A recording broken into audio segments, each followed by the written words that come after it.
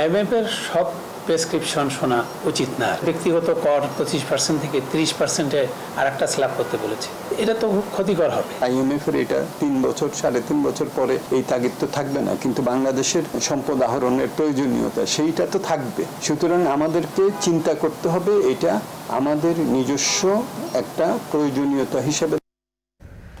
চলতি অর্থ বছরের মাঝামাঝি এসে রাজস্ব আহরণের লক্ষ্যমাত্রা কমালেও ঘাটতি রয়ে গেছে। আয়ের টেকসই ভিত গড়তে IMF-এর ঋণ পূরণ নয়, আয়ের উৎসকে শক্তিশালী করার তাগিদ বিশেষজ্ঞদের। এখন সকালে এ নিয়ে থাকছে বিস্তারিত। পুরো আয়োজনের সঙ্গে আছে মুজ্জুল হাফিজ।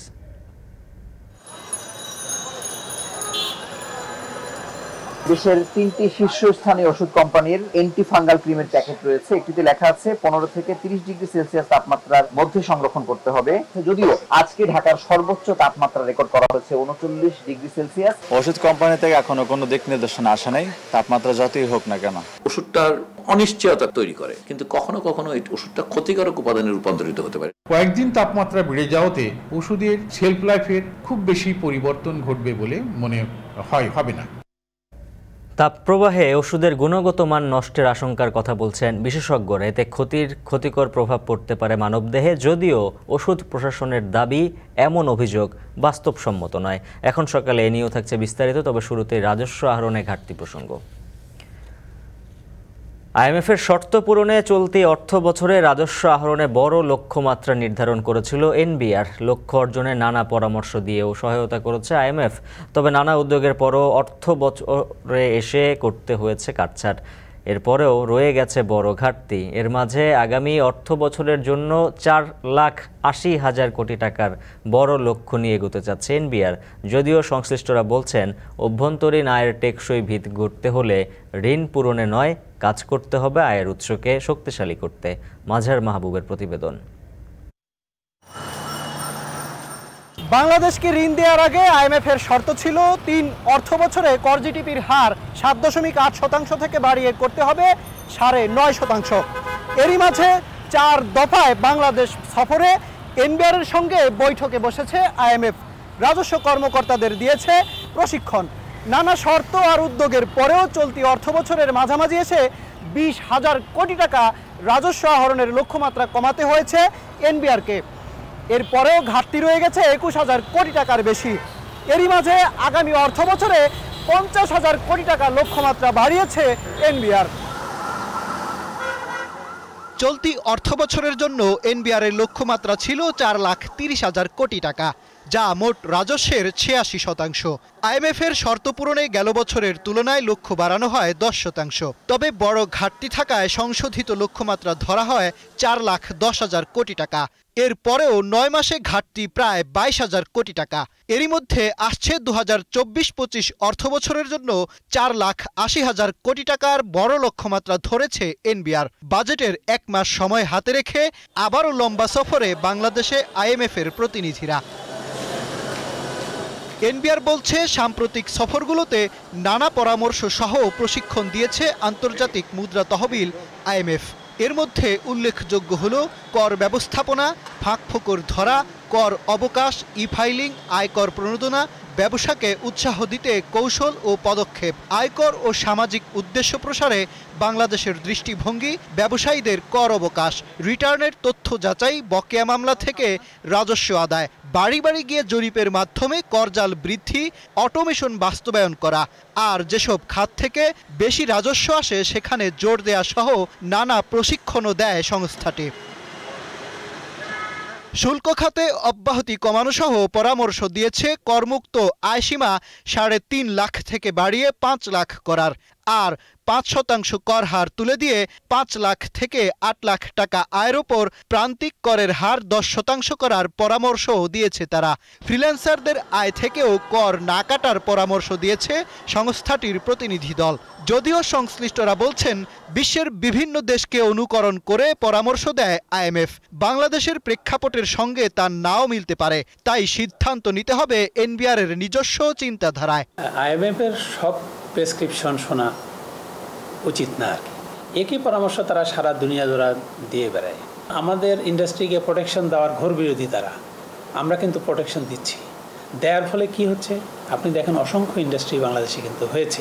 25% যে ব্যক্তিগত কর 25% থেকে 30%-এ আর একটা স্ল্যাব করতে বলেছে। এটা তো খুব ক্ষতিকর হবে। এটা যত টাকা আসবে তার তুলনায় ক্ষতিকর অনেক বেশি হবে। অর্থনীতিবিদরা বলছেন, আইএমএফ এর শর্তের দিকে না তাকিয়ে এনবিআরকে আগাতে হবে নিজস্ব সক্ষমতা অনুযায়ী। আর টেকসই ভিত গড়তে হলে ঋণ পূরণে নয়, বরং সক্ষমতা বাড়াতে হবে অভ্যন্তরীণ আয়ের উৎসকে শক্তিশালী করতে। আইএমএফ আজকে আছে, তারপরে আইএমএফ এর এটা 3 বছর 3.5 বছর পরে এই তাগিদ তো থাকবে না, কিন্তু বাংলাদেশের অভ্যন্তরীণ যে সম্পদ আহরণের প্রয়োজনীয়তা সেইটা তো থাকবে।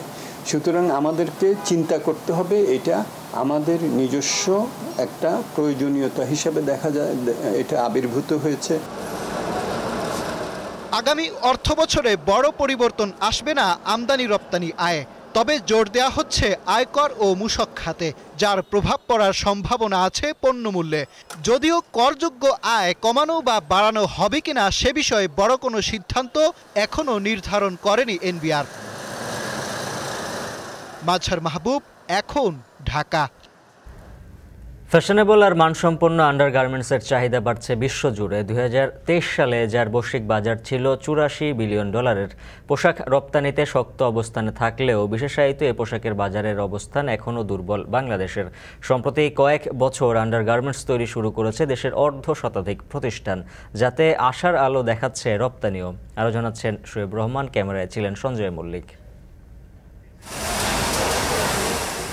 মার্কেট রিসার্চ গ্রুপ IMARCর হিসাবে বিশ্বে আন্ডারগার্মেন্টস এর বাজার বছরে প্রায় $84 বিলিয়ন, যা 2032 সালে দাঁড়াবে $149 বিলিয়নে। পোশাক রপ্তানিতে বাংলাদেশ বিশ্ববাজারের ব্র্যান্ড হলেও বিশেষায়িত এ পোশাকের বাজারে অবস্থান খুবই সীমিত। বাংলাদেশ যে বৈশ্বিক ব্র্যান্ডের পোশাক তৈরি করে, তারাই আবার অন্য দেশ থেকে আন্ডারগার্মেন্টস কিনে নেয়। তবে পাল্টাতে শুরু করেছে সেই চিত্র। চট্টগ্রামের কর্ণফুলী ইপিজেডের প্রতিষ্ঠান মাস ইন্টিমেটস বাংলাদেশ লিমিটেড চলছে বিশাল কর্মযজ্ঞ। বিশ্বখ্যাত প্রতিষ্ঠানগুলো আন্ডারগার্মেন্টস তৈরি করে নিয়ে যাচ্ছে চট্টগ্রামের এ কারখানা থেকে। অন্তর্বাস তৈরি একটি জটিল প্রক্রিয়া হওয়ায় এ খাতে দক্ষ জনবলের কোনো বিকল্প নেই। কর্মীদের প্রশিক্ষণের মধ্য দিয়ে দক্ষ করে গড়ে তোলা গেলে আগামীতে বিশ্ববাজারে চীনের মতো শক্ত অবস্থান তৈরি করতে পারবে বাংলাদেশ। এছাড়াও আগামীর বিশ্বে দিনকে দিন বাড়ছে অন্তর্বাসের চাহিদা। ফলে এ খাতে নতুন বিনিয়োগ আকৃষ্ট করা গেলে বিশ্ববাজার থেকে আরও বেশি আয় করার সুযোগ রয়েছে বাংলাদেশের। আন্ডারগার্মেন্টসের মধ্যে কোনোটি তৈরির প্রক্রিয়া খুবই জটিল।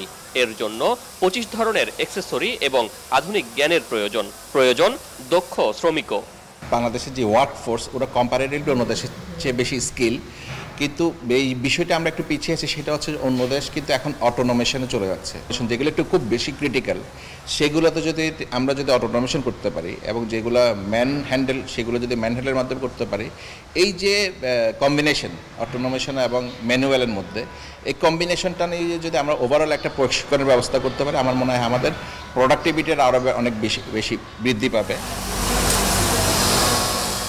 বর্তমানে দেশে 50-এরও বেশি কারখানা পুরুষ ও নারীদের আন্ডারগার্মেন্টস তৈরি করছে, যার বেশিরভাগই উৎপাদনে এসেছে গত 5 থেকে 7 বছরে।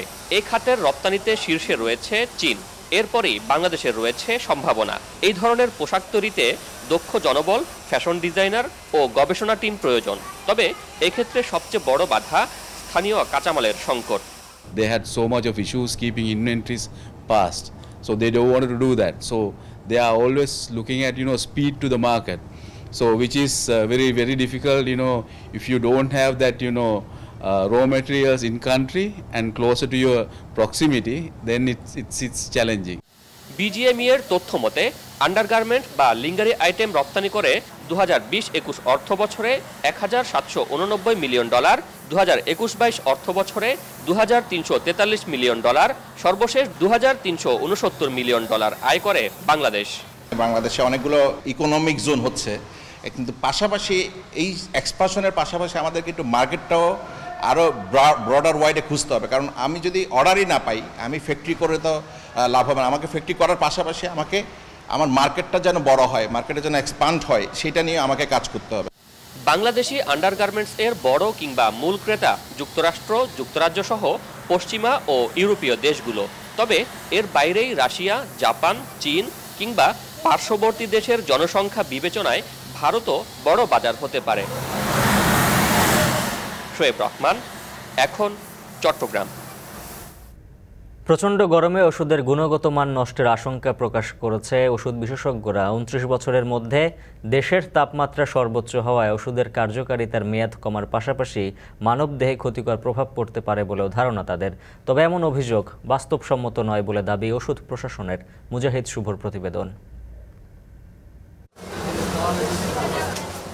আমার হাতে দেশের 3টি শীর্ষস্থানীয় ওষুধ কোম্পানির এন্টি ফাঙ্গাল ক্রিমের 3টি প্যাকেট রয়েছে। একটিতে লেখা আছে 15 থেকে 30 ডিগ্রি সেলসিয়াস তাপমাত্রার মধ্যে সংরক্ষণ করতে হবে, আরেকটিতে লেখা আছে 25 ডিগ্রি সেলসিয়াস তাপমাত্রার নিচে এবং অপরটিতে 30 ডিগ্রি সেলসিয়াস তাপমাত্রার নিচে সংরক্ষণ করার কথা বলা হয়েছে। যদিও আজকে ঢাকার সর্বোচ্চ তাপমাত্রা রেকর্ড করা হয়েছে 39 ডিগ্রি সেলসিয়াস এবং একইভাবে এই ওষুধগুলোই সারা বাংলাদেশের বিভিন্ন ফার্মেসিতে ছড়িয়ে ছিটিয়ে আছে, যেখানে সর্বোচ্চ তাপমাত্রা রেকর্ড করা হয়েছে 43 ডিগ্রি সেলসিয়াস। এই অবস্থায় ওষুধের গুণগত মান কতটুকু ঠিক থাকছে সেটি নিয়েই রয়েছে নানা প্রশ্ন।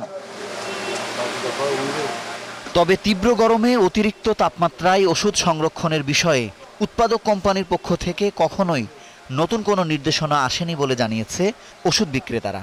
ওষুধ কোম্পানি থেকে এখনো কোনো দিক নির্দেশনা আসে নাই। তাপমাত্রা যতই হোক না কেন, পূর্ববর্তীতে যেভাবে মেডিসিন আসতেছে এখন ওই নিয়মে আসতেছে। সবগুলো ওষুধ 15 থেকে 30 ডিগ্রি সেলসিয়াসের তাপমাত্রা রাখতে হয়, এটা লেখা আছে, নিয়ম আছে, আমরা এভাবে রাখি। দেশের প্রায় 90% ওষুধই 25 ডিগ্রি সেলসিয়াস রুম টেম্পারেচারে সংরক্ষণ করার নিয়ম রয়েছে। বাইরের তাপমাত্রা 40 ডিগ্রিতে উঠলে ওষুধের দোকানের ভেতরের তাপমাত্রা স্বাভাবিকভাবেই 30 থেকে 35 ডিগ্রি পর্যন্ত ওঠানামা করে। এতে ওষুধের গুণগত মান কমে যাবার পাশাপাশি কার্যকারিতার সময়কালও কমে যেতে পারে বলে মত ওষুধ বিশেষজ্ঞদের। কার্যকারিতা কমে অথবা কার্যকারিতা মানে শেলফ লাইফ কমে, দুটোই আসলে ওষুধটার অনিশ্চয়তা তৈরি করে। খুবই রেয়ার, কিন্তু কখনো কখনো এই ওষুধটা ক্ষতিকারক উপাদানে রূপান্তরিত হতে পারে, এটা কেমিক্যাল ট্রানজিশনের ফলেও। এখন প্রশ্ন হচ্ছে যে এই এক্সপোজারটা কতদিনের মধ্যে হলে হয়। যদি কনসিস্টেন্টলি 25-এর উপরে 2 থেকে 3 মাস থাকে, 30 দিনের মধ্যে যদি 5 দিন 25-এর উপরে থাকে, তাহলে এটাকে কনসিস্টেন্টলি 25 টাকা। অতএব আমাদের বিবেচনা বাংলাদেশকে আসলে এটা এই মুহূর্তে এই ব্যাপারটা খুবই মানে ইলাবোরেটলি দেখা দরকার।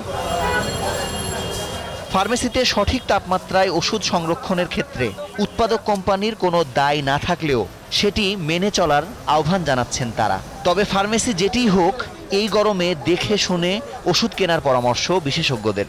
দেখতে যে ওষুধটা সাধারণ ওষুধের মতো আছে কিনা সেটা দেখে নিবে, তার গন্ধটা ঠিক আছে কিনা সেটা সে দেখে নিবে, এবং সেই ওষুধটা তার সাধারণ বা বাহ্যিক চোখে তার কাছে কোনো অসামঞ্জস্যতা আসে কিনা সেটা সে দেখে নেবে। WHO যে গাইডলাইন, সেখানে কিন্তু 2টা জিনিসকে একত্রিত করা আছে, টেম্পারেচার অ্যাজ ওয়েল এজ হচ্ছে রিলেটিভ হিউমিডিটি।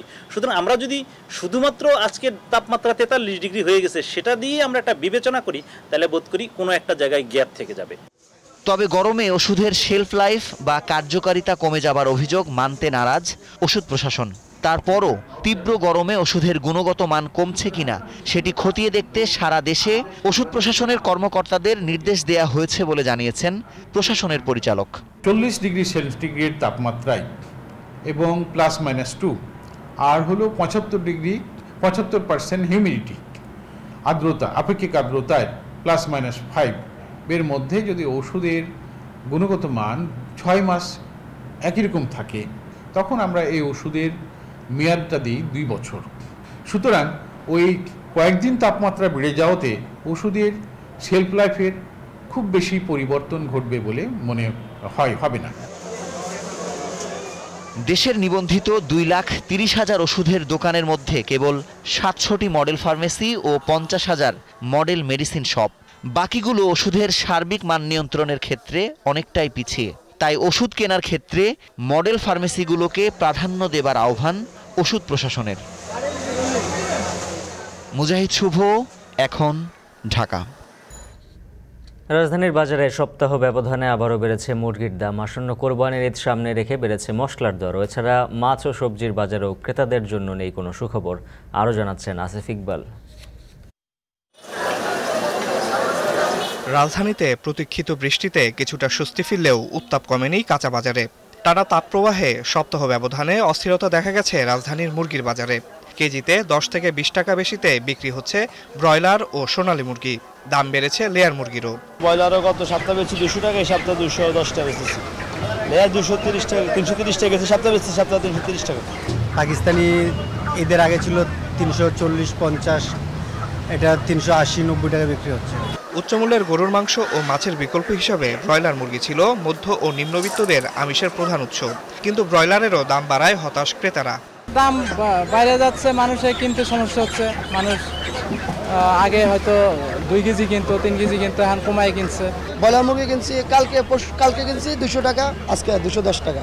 তো দেখেন যে সোনালী কিনতাম আমরা 280 থেকে 90 টাকা, সেই জায়গায় 380 টাকা। তাহলে বুঝে নেবেন কি পরিস্থিতি। 1 মাসের বেশি বাকি থাকলেও এরই মধ্যে কোরবানি ঈদের প্রভাব পড়তে শুরু করেছে মশলার বাজারে। দাম বেড়েছে এলাচ, দারুচিনি, হলুদ সহ বিভিন্ন মশলার দাম। এছাড়া সয়াবিন তেল, আদা, রসুন ও পেঁয়াজের দাম। এই পেঁয়াজ আমাদের 160 থেকে 65 টাকা গেছে সপ্তাহে বিক্রি করছি, এই সপ্তাহে বিক্রি করছি 65 থেকে 70 টাকা। রসুন গ্যাসের সপ্তাহে বিক্রি করছি আপনার 220 থেকে 210 টাকা, এই সপ্তাহে বিক্রি করতেছি আপনার 230 থেকে 240 টাকা। আদা 220 থেকে 240 টাকা কেজি দরে বিক্রি করতেছি। আর মশলার বাজার আপনার 3200 থেকে 4000 টাকা কেজি এলাচি বিক্রি করতেছি। লবঙ্গ 1800 টাকা থেকে 2000 টাকা কেজি বিক্রি করতেছি।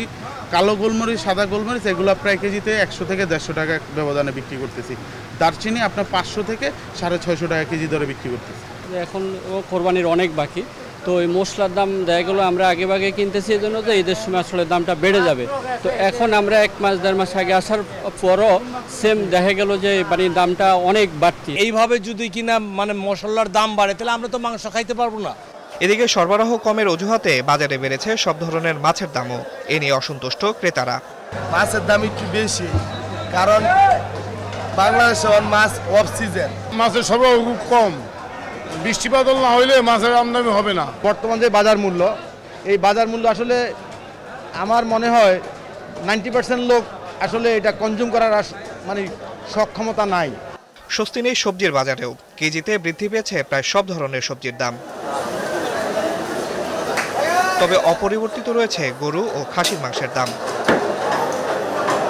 আসিফ ইকবাল, এখন, ঢাকা। সপ্তাহ ব্যবধানে খুলনার সবজির বাজারে 5 থেকে 10 টাকা বেড়েছে সবজির দাম। সরবরাহ কমের অজুহাতে বেশি দামে সবজি বিক্রি করছেন ব্যবসায়ীরা। এ বিষয়ে বিস্তারিত জানাতে সোনাডাঙ্গা পাইকারি কাঁচা বাজার থেকে যুক্ত হয়েছেন সহকর্মী রামিম চৌধুরী। রামিম, সবজি বাজারের হালচাল জানাবেন। উজ্জ্বল, গত সপ্তাহের তুলনায় আজকে কিন্তু সবজির যে দাম সেটি কিছুটা বেড়েছে এবং কিছু কিছু সবজির দাম কিন্তু স্থিতিশীল অবস্থায় রয়েছে। আমরা এই মুহূর্তে যে বাজারে রয়েছি এটি কিন্তু এই অঞ্চলের সবথেকে বড় একটি পাইকারি কাঁচা বাজার এবং এই কাঁচা বাজারের যে সরবরাহ সেই সরবরাহের উপর কিন্তু এই অঞ্চলের বিভিন্ন রকম খুচরা যে বাজার রয়েছে সেই বাজারের দাম কিন্তু নির্ভর করে থাকে। এখানে আপনি যে উচ্ছেটি আজকে দেখছেন সেটি কিন্তু আজকে বিক্রি করা হচ্ছে 40 থেকে 45 টাকা করে, যেটি কিন্তু গত কয়েকদিন ধরে 35 টাকা করে কেজিতে বিক্রি করা হয়েছে। শসাতে কিন্তু আজকে 20 টাকা করে কেজি দরে বিক্রি করা হচ্ছে, যেটি গত কয়েকদিন ধরে কিন্তু 22 টাকা কেজি ছিল। 2 টাকা কেজিতে আজকে শসাতে কমেছে। কাঁকরোলটি আপনি দেখছেন সেটি কিন্তু আজকে প্রথম গত 2 দিন ধরে কিন্তু বাজারে নতুন সবজি হিসাবে এটি এসেছে এবং এটি কিন্তু নতুন সবজি হিসাবে এটির দাম কিন্তু চড়া রয়েছে, বেশ 60 টাকা করে প্রতি কেজিতে বিক্রি করা হচ্ছে। এছাড়াও বাজারে রয়েছে ঢেঁড়স, লাউ, বেগুন, পটল বা কুমড়া, সব ধরনের সবজিতে কিন্তু কিছুটা দাম বেড়েছে। এখানকার ব্যবসায়ীদের সাথে আমরা কথা বলেছি, তারা যেটি বলছেন যে এই অঞ্চলে কিন্তু গত কয়েকদিন ধরেই তীব্র তাপপ্রবাহ চলছিল এবং যার কারণেই এই অঞ্চলের যে সবজি ক্ষেতগুলো রয়েছে সেগুলোতে কিন্তু প্রভাব পড়েছে। এই প্রভাবটা ততদিনই কাটবে যতদিন না বৃষ্টি হবে। এখানে বৃষ্টির আগ পর্যন্ত কিন্তু এই প্রভাব কাটছে না এবং বৃষ্টি না হলে কিন্তু এই যে দাম সেটি কিন্তু আরও বাড়তে পারে বলে ব্যবসায়ীরা আমাদেরকে বলছেন। এখানে চাষি পর্যায়েরও কিছু মানুষ রয়েছেন যারা কিন্তু এখানে সরাসরি সবজি বিক্রি করেন, তাদের সাথেও আমরা কথা বলেছি। তারা যদি একই ধরনের কথা কিন্তু তারা বলছেন যে এখানে এই অঞ্চলে যে সবজি যেসব জায়গা থেকে এই বাজারে আসে সেই জায়গাগুলোতে কিন্তু সবজির যে ক্ষেতগুলো সেগুলো ক্ষতিগ্রস্ত হচ্ছে অতিরিক্ত তাপপ্রবাহের কারণে, এবং এই তাপপ্রবাহ কমার সাথে সাথে কিন্তু বৃষ্টি হতে হবে, এবং বৃষ্টি যদি না হয় সেক্ষেত্রে কিন্তু বর্তমানে যে দাম সে তার থেকেও বেশি দামে বিক্রি হবে সবজি। আগামী এক সপ্তাহ ধরে কিন্তু সবজির যে দাম সেটি কিন্তু কমার সম্ভাবনা খুবই কম বলে জানিয়েছেন এখানকার ব্যবসায়ীরা এবং চাষিরা। তো উজ্জ্বল, এই ছিল আমার কাছে খুলনা থেকে সবজি বাজারের সর্বশেষ খবর। রামিম চৌধুরী জানাচ্ছিলেন খুলনা সবজি বাজারের হালচাল। পৃথিবীর 22টি দেশ থেকে প্রকারভেদে শতাধিক মশলা আমদানি হয় বাংলাদেশে। ডলার সংকটের মধ্যেও এবছর দেশে মশলা আমদানি বেড়েছে 32,000 টন। কোরবানির ঈদ ঘিরে এরই মধ্যে মশলা আমদানির প্রক্রিয়া শুরু করেছেন ব্যবসায়ীরা। তবে আমদানি পর্যাপ্ত হলেও বাড়ছে মশলার দাম। চট্টগ্রাম থেকে আরও জানাচ্ছেন হোসেন জিয়াদ। সামনেই কোরবানির ঈদ। এই ঈদে ক্রেতা চাহিদা তুঙ্গে থাকে মশলা। রসনায় স্বাদ বাড়াতে নানা ধরনের মশলার ব্যবহার বাড়ে। দেশে বাৎসরিক মশলার বাজার প্রায় 8,000 কোটি টাকার, যার সিংহভাগেই কোরবানির ঈদ কেন্দ্রিক। আর এ মশলার 60% আমদানি নির্ভর। তাই বছরের এই সময়টাতে মশলা আমদানিতে ব্যস্ত সময় পার করেন ব্যবসায়ীরা। 2021-22 অর্থ বছরে দেশে মশলা আমদানি হয় 1,45,000 টন, যার বাজার মূল্য 2,600 কোটি টাকা। 2022-23 অর্থ বছরে ডলার সংকট থাকলেও বাড়ে মশলা আমদানি। আগের বছরের চাইতে 32,000 টন বেড়ে আমদানি দাঁড়ায় 1,77,000 টনে। ব্যয় হয় 3,500 কোটি টাকা। তবে বাড়তি আমদানির পরও অস্বাভাবিকভাবে বেড়েছে এলাচ, দারচিনি, হলুদ ও ধনিয়ার দাম। কমেছে জিরা, শুকনো মরিচ, লবঙ্গ ও গোলমরিচের দাম। দারচিনিগুলো আপনি প্রায় কেজিতে 50 থেকে 100 টাকা বাড়তি হয়ে গেছে। 1 নম্বর জিরাটা 1200 টাকা বিক্রি করছি, এখন প্রায় কেজিতে আপনার 400-500 টাকার মতো কমে গেছে। গত মাসের হারে রমজান মাসের হারে এই মাসে প্রতি কেজি এলাচে 500 টাকা করে বেড়ে গেছে কেজিতে। লং বাড়বে, ওই কিছুক্ষণ পরে আদার্স যেগুলো আছে জায়ফল, জত্রিক, এগুলোর রেট বাড়বে। তাই মানুষ কোনটার কতটার কথা বলবে। মশলার পাশাপাশি কোরবানিতে কয়েক গুণ চাহিদা বাড়ে পেঁয়াজ, রসুন ও আদার। এবছর উৎপাদন বাড়ায় দেশি পেঁয়াজের দখলে বাজার, আর আদা ও রসুনের বাজার দখলে রয়েছে চীনের। কোরবানিকে কেন্দ্র করে এরই মধ্যে বাড়তে শুরু করেছে পেঁয়াজ, রসুন ও আদার দাম। কেজিতে বেড়েছে 5 থেকে 20 টাকা পর্যন্ত। এবার দেশি পেঁয়াজ বিক্রি করে খুব আরামও পাচ্ছে, সুবিধা পাচ্ছে। কীরকম? দেশি পেঁয়াজের জাতগুলো ভালো আসছে এবার। কোরবানির আইটেমের মধ্যে রসুন, আদা তো সামান্য একটু কাঁচামাল, তো আপনার একটু উঠানামা করে 10 টাকা 5 টাকা দিয়ে হয়। ভালো কোয়ালিটির রসুন হলে একটু দাম বেশি, খারাপ হলে দাম কম। সামান্যতম লাভ করে। অনেক সময় দেখা যাচ্ছে দোকানদাররা দিনে আনি দিনেও খেতে পারে না, কিন্তু বড় বড় এলসিওয়ালারা বা যারা প্রথম শ্রেণীর দোকানদার তারাই সম্পূর্ণ লাভগুলো হাতিয়ে নিচ্ছে। খাবার সুস্বাদু করতে মশলার কোনো জুড়ি নেই। পৃথিবী জুড়ে হরেক রকম বৈচিত্র্যময় মশলার ব্যবহার আছে বাংলাদেশেও। বাংলাদেশ প্রায় শতাধিক রকম মশলা আমদানি করে পৃথিবীর 22টি দেশ থেকে। এর মধ্যে শীর্ষ দেশ চীন, তার পরপরই আছে ভারত এবং ইন্দোনেশিয়া। ব্যবসায়ীরা বলছেন কোরবানকে ঘিরে মশলা আমদানি শুরু হয়েছে, তাই আমদানির চিত্র বাজার মনিটরিং করলে কোরবানে মশলা সিন্ডিকেট করে দাম বাড়ানো ঠেকানো সম্ভব। হোসেন জিয়াদ, এখন চট্টগ্রাম। গাজীপুরের জয়দেবপুরে থেমে থাকা তেলবাহী ট্রেনের সঙ্গে টাঙ্গাইল কমিউটার ট্রেনের সংঘর্ষের ঘটনায় উদ্ধার কাজ এখনও শেষ হয়নি। এতে বেশ কিছু ট্রেনের শিডিউল বিপর্যয়ের ঘটনা ঘটেছে। বিষয়ে বিস্তারিত জানাতে ঘটনাস্থল থেকে যুক্ত হয়েছেন সহকর্মী ইফতেখার রায়হান। ইফতেখার, লম্বা সময় পেরিয়েছে দুর্ঘটনার, শেষ কি পরিস্থিতি, আর দুর্ঘটনার স্থলে এখন কি পরিস্থিতি এবং সবশেষ কত সময় লাগতে পারে, সংশ্লিষ্টরা কি বলছেন? উজ্জ্বল, দুর্ঘটনার প্রায় 20 ঘন্টা পেরিয়ে গেছে এবং এই 20 ঘন্টা পরেও কিন্তু এখন পর্যন্ত উদ্ধার তৎপরতা কিন্তু চলছে। অর্থাৎ যে বগিগুলো লাইনচ্যুত হয়েছিল সেগুলোকে লাইন থেকে সরিয়ে নেওয়ার যে প্রক্রিয়া, সেটি কিন্তু গতকালকে থেকেই শুরু হয়েছিল এবং সেটি এখন পর্যন্ত চলছে।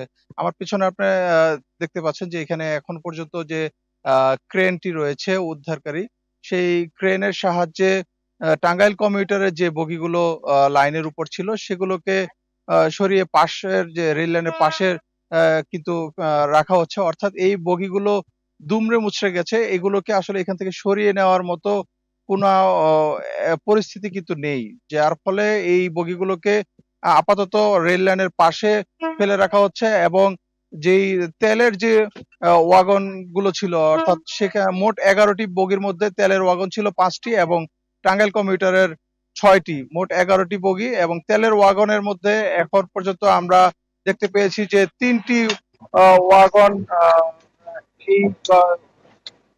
এই ইঞ্জিন সহ 3টি ওয়াগন কিন্তু এখন ঘটনাস্থলে রয়েছে।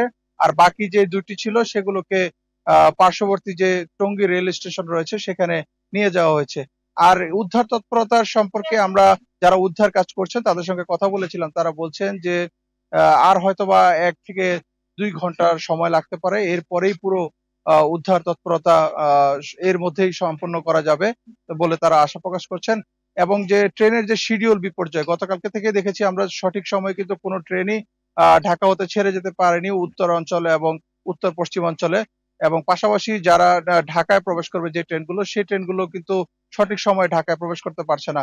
সকাল থেকে আমরা দেখছি যে সব ট্রেন ঢাকায় অভিমুখে যাচ্ছে, এগুলো কিন্তু প্রত্যেকটি ট্রেনই 3 থেকে 4 ঘন্টা, কোথাও 5-6 ঘন্টা পর্যন্ত কিন্তু বিলম্বে এগুলো ছেড়ে যাচ্ছে।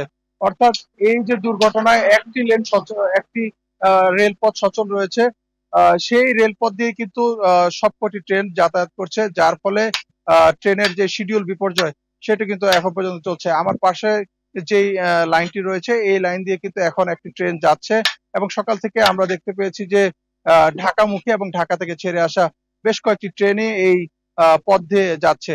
তো উদ্ধার কাজ আসলে এখন পর্যন্ত চলমান রয়েছে। এই উদ্ধার কাজ শেষ হতে যারা উদ্ধার তৎপরতা চালাচ্ছেন তাদের দাবি 1 থেকে 2 ঘন্টার মধ্যে পুরো উদ্ধার প্রক্রিয়া শেষ হবে এবং যেই বগিগুলো রয়েছে সেই বগিগুলো আপাতত রেল লাইনের পাশে যেই জায়গাটি রয়েছে রেলের পাশে সেখানে রাখা হচ্ছে। পরবর্তীতে সেটি সুবিধামতো সময়ে এই ক্ষতিগ্রস্ত বগিগুলোকে এখান থেকে উদ্ধার করে নিয়ে যাওয়া হবে।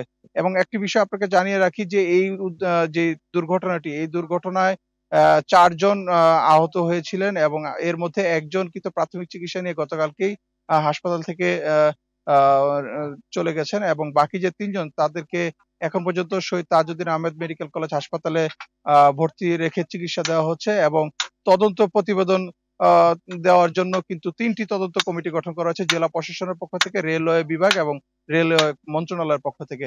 সবকিছু মিলিয়ে উদ্ধার তৎপরতা চলছে। আমরা পরবর্তীতে হয়তোবা জানাতে পারবো উদ্ধার প্রক্রিয়ার সবশেষ তথ্য। তো এই ছিল আমার কাছে গাজীপুর থেকে সবশেষ। উজ্জ্বল। গাজীপুর থেকে যুক্ত ছিলেন ইফতেখার রায়হান। অবশেষে 47 কোটি টাকা ব্যয়ে শুরু হয়েছে বগুড়ার করতোয়া নদী ও সুবিল খালের খনন কাজ। সৌন্দর্য বাড়াতে নদীর তীরে নির্মাণ হচ্ছে ওয়াকওয়ে। যদিও দখলদারদের উচ্ছেদ না করে নদীর প্রবাহ কতটুকু ফিরবে তা নিয়ে রয়েছে প্রশ্ন। তবে এক রত্তিও ছাড় না দেওয়ার হুঁশিয়ারি জেলা প্রশাসকের। রবিউল ইসলামের তোলা ছবিতে আরও জানাচ্ছেন হেদায়েতুল ইসলাম বাবু। করতোয়ার পলিমাটিতেই শুরু হয়েছিল আজকের বগুড়ার নির্মাণ পর্ব। অবশেষে বদলে যাচ্ছে বগুড়ার ইতিহাস ঐতিহ্যের সাথে জড়িয়ে থাকা সেই করতোয়া নদী ও সুবিল খাল। বণিকের জাহাজ ভিরুক আর না ভিরুক, ছলাৎ ছলাৎ শব্দ তুলে আবারও ভাটিয়ালি সুর ধরবে নৌকার মাঝি। বুক ভরে নির্মল শ্বাস নেবে করতোয়া পাড়ের বাসিন্দারা। ছবির মতো করে সুবিল আর করতোয়াকে সাজানোর সেই ব্যবস্থাটাই করতে যাচ্ছে পানি উন্নয়ন বোর্ড।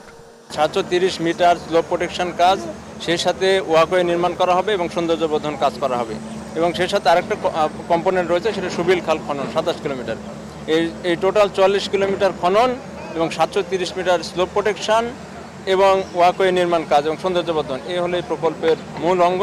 করতোয়ার 123 কিলোমিটারের মধ্যে 17 কিলোমিটার আর সুবিল ও অটোখালের 27 কিলোমিটার অংশ খননে এ প্রকল্পে ব্যয় ধরা হয়েছে 47 কোটি 13 লাখ টাকা।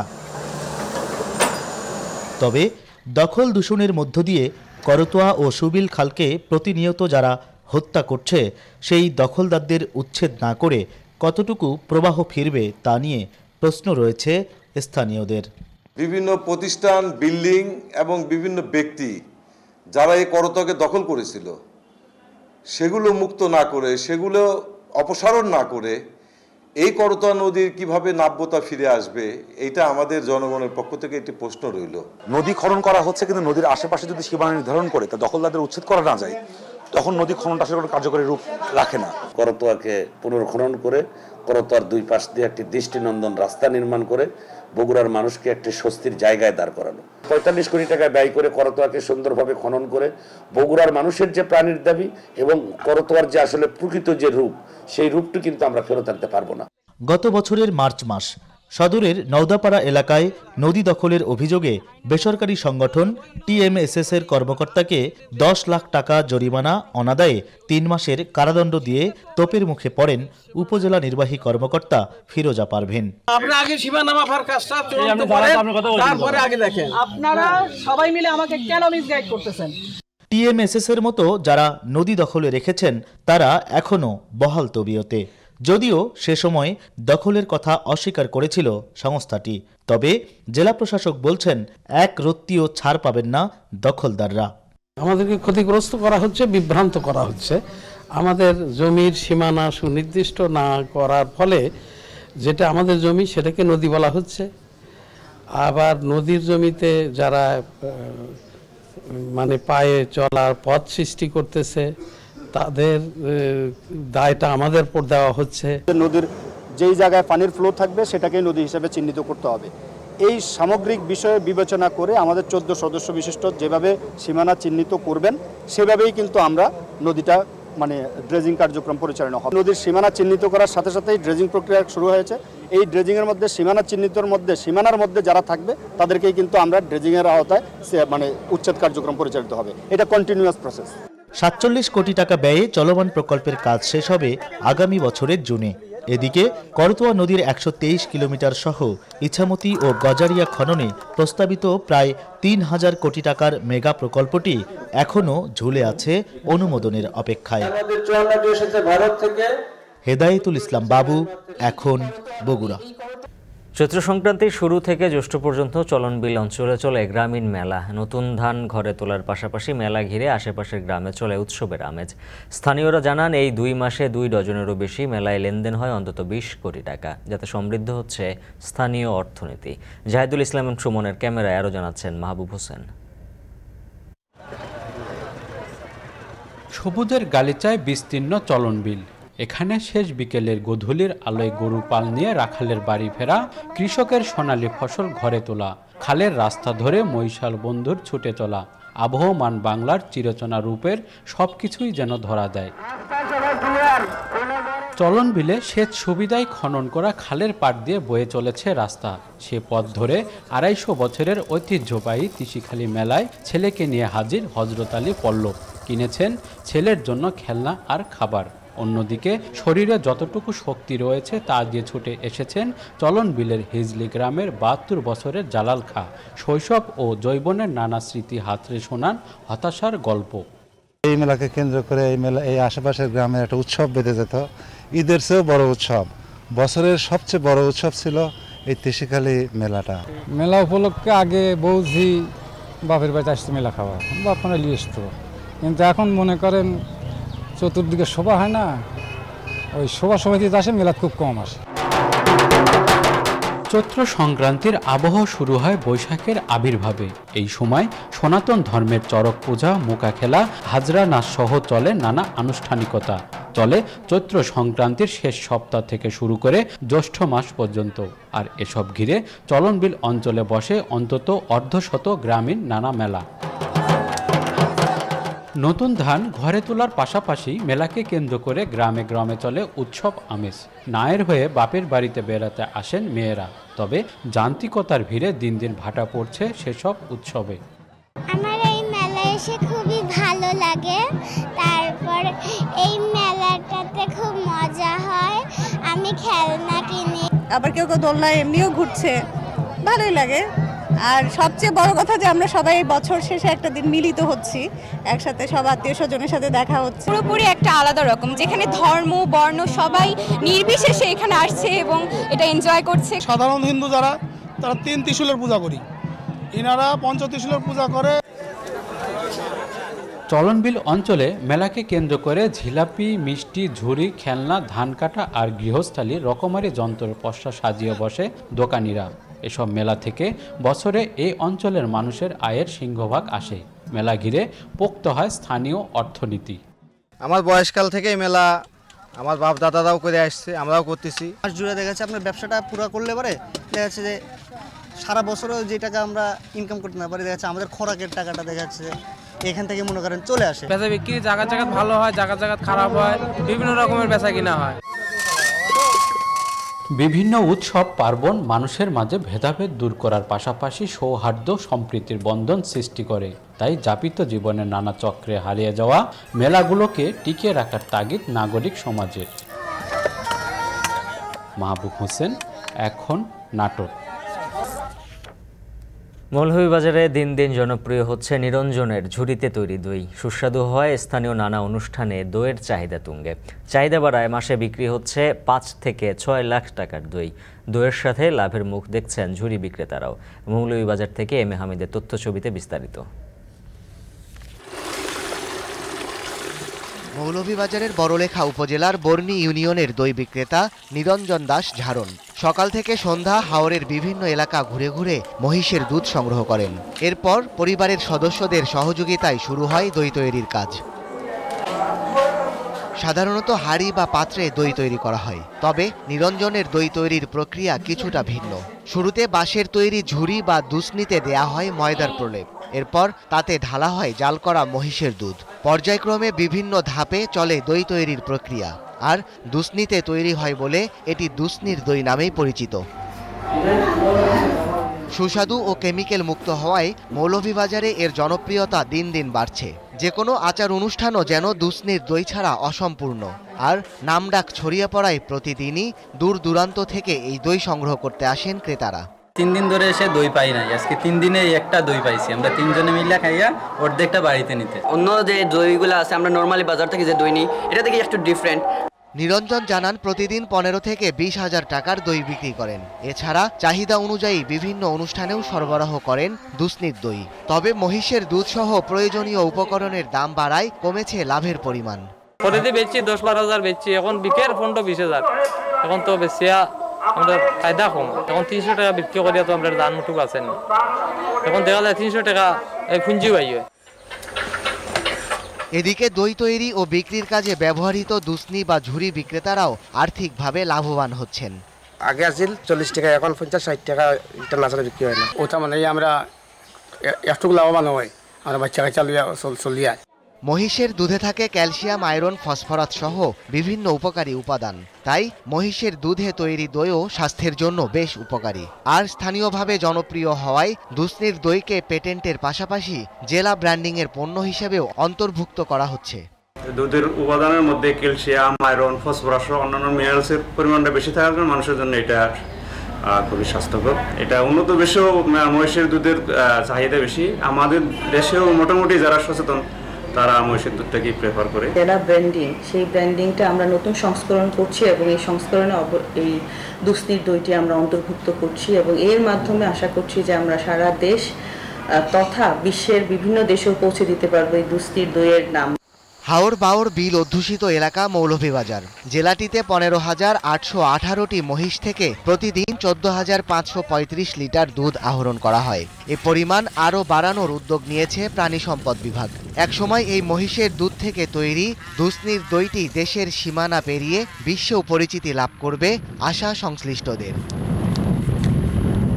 এখন মৌলভীবাজার। জীবিকা উপার্জনের আর কোনো পথ নেই, তাই দাবদাহের মধ্যেই কাজ করে যাচ্ছেন দিন মজুররা। ভারতের 60% নির্মাণ শ্রমিক গ্রীষ্মে ভোগেন মৃদু থেকে গুরুতর তাপজনিত উপসর্গে। সম্প্রতি এক গবেষণায় বেরিয়ে এসেছে দিনের মধ্যভাগের তাপমাত্রার 20 মিনিট থেকে 1 ঘন্টা পর্যন্ত উৎপাদনশীলতা কমে আসছে ভারতের শ্রমিকদের। বিস্তারিত জানাচ্ছেন নুজাত কামাল। একদিকে ঘন ঘন দাবদাহ, তার উপর দিন দিন বাড়ছে তীব্রতা ও স্থায়িত্ব। এপ্রিল থেকে জুন মাস পর্যন্ত 10 থেকে 20টি তাপপ্রবাহ ভারতের বিভিন্ন অঞ্চলের ওপর দিয়ে বয়ে যাবে বলে আভাস দেশটির আবহাওয়া বিভাগের। এক একটির স্থায়িত্ব 4 থেকে 8 দিন।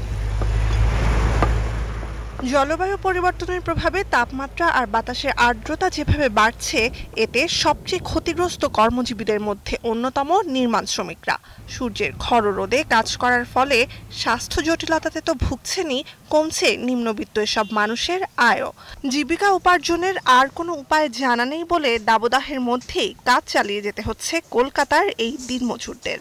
जो मान लीजिए हम लोग को अगर राहत नहीं मिलेगा तो हम लोग गर्मी में झेल नहीं पाएंगे, अगर ड्यूटी नहीं करेंगे तो हम लोग को पेमेंट तो कोई देंगे नहीं, तो मजबूरी तो हम लोग को भी है, मजबूरी है तो मान लीजिए उसके लिए तो हम लोग परिश्रम करना पड़ेगा। কলকাতায় চলতি গ্রীষ্মের সর্বোচ্চ তাপমাত্রা রেকর্ড করা হয়েছে 42 ডিগ্রি সেলসিয়াস। জুন পর্যন্ত 3 মাসে গরম আর আর্দ্রতা স্বাভাবিকের চেয়ে অনেক বেশি থাকবে বলে জানিয়েছে আবহাওয়া বিভাগ। এমন অসহনীয় পরিবেশেই রোদের মধ্যে ঘন্টার পর ঘন্টা বিরামহীন কাজ করতে হচ্ছে নির্মাণ শ্রমিকদের। বিভিন্ন রাজ্যে হিট স্ট্রোকে ঘটছে মৃত্যুর ঘটনাও। हमारा अपना मजबूरी है जो हमें करना पड़ता है, फिर भी हम लोग जैसे काम करते रहते हैं तो आके आधे घंटे 15 मिनट धूप से बैठ लेते हैं, फिर जब शांत हो जाता है दिमाग तो फिर काम करते हैं। Indian Institute of Public Health গান্ধীনগরের জরিপে বেরিয়ে এসেছে, ভারতে গ্রীষ্মে মৃদু থেকে গুরুতর তাপজনিত উপসর্গে ভোগেন 60% নির্মাণ শ্রমিক। যুক্তরাষ্ট্রভিত্তিক ডিউক ইউনিভার্সিটির গবেষণায় বেরিয়ে এসেছে, ভারতে দিনের মধ্যভাগের তাপমাত্রায় শ্রমিকদের উৎপাদনশীলতা কমে যায় 20 মিনিট থেকে 1 ঘন্টা পর্যন্ত। নুসহাত কামাল, এখন বিশ্ব। ইসরায়েল হামাসের সংঘাতের মধ্যে ঝুঁকি নিয়ে দিনরাত কাজ করছেন স্থানীয় সংবাদকর্মীরা। পেশাগত দায়িত্ব পালনে ব্যক্তিগত যন্ত্রণার শোক ভুলতে হচ্ছে তাদের। বিস্তারিত জানাচ্ছেন সতীর্থ কর্মকার। গোটা বিশ্ব যখন ইসরায়েল হামাস সংঘাতের অবসান ও জিম্মিদের মুক্তি নিয়ে মাথা ঘামাচ্ছে, ঠিক সেই পরিস্থিতিতে গাজায় স্বজন হারানোর শোক আর জীবনের ঝুঁকি নিয়ে কাজ করছেন অনেক সংবাদকর্মী। পেশাগত কারণে গাজায় বেশ কয়েকবার ইসরায়েলের হামলার কবলে পড়েন টেলিভিশন নেটওয়ার্ক সিজিটিএন সংবাদদাতা নূর হেরাজিন। চোখের সামনে শহরের পর শহর নিশ্চিহ্ন হতে দেখেছেন। তবে 7 অক্টোবরের পর ইসরায়েল গাজায় যে হত্যাযজ্ঞ শুরু করেছে সেটা তিনি কল্পনাও করতে পারেননি। I witnessed 4 Israeli wars on Gaza. I witnessed hundreds of escalations. However, nothing is like this one. Gaza's infrastructure is totally damaged. I mean, talking about electricity, water network, internet. ইসরায়েলের মিসাইল হামলায় বাড়িঘর হারিয়েছেন নূর। বাস্তুচ্যুত ফিলিস্তিনিদের সাথে রাফায় কোনো মতে দিন পার করছেন। চোখের পলকে গোটা জীবনটাই বদলে গেছে নূরের। তিনি বলেন, এই মুহূর্তে খাবার জোগাড় করাটাই তাদের জন্য বড় challenge. Food infrastructure in Gaza is destroyed. I mean, talking about most of the bakeries in Gaza, the supermarkets, the farms, everything is destroyed. Most of the humanitarian aid is actually canned, processed food. It is not very healthy and actually it does not taste very good. Israel Hamas সংঘাতে পরিবারের অন্তত 24 জন সদস্যকে হারিয়েছেন নূর। বন্ধু, স্বজন, সহকর্মী মিলিয়ে তালিকাটা আরো লম্বা। তবুও থেমে থাকার জো নেই। যুদ্ধ যন্ত্রণাকে পাশে ফেলে আবেগ আর ভয় নিয়ন্ত্রণ করে বেঁচে থাকার চেষ্টা হেরাজিনদের। সতীর্থ কর্মকার, এখন বিশ্ব। শেষ করছি এখন সকাল। এখন টেলিভিশন ওয়েবসাইটে দেখতে ভিজিট করুন এখন.tv। এছাড়া ফেসবুকে দেখতে ভিজিট করুন facebook.com/tv.এখন, আর ইউটিউবে দেখতে ভিজিট করুন youtube.com/c/echontv।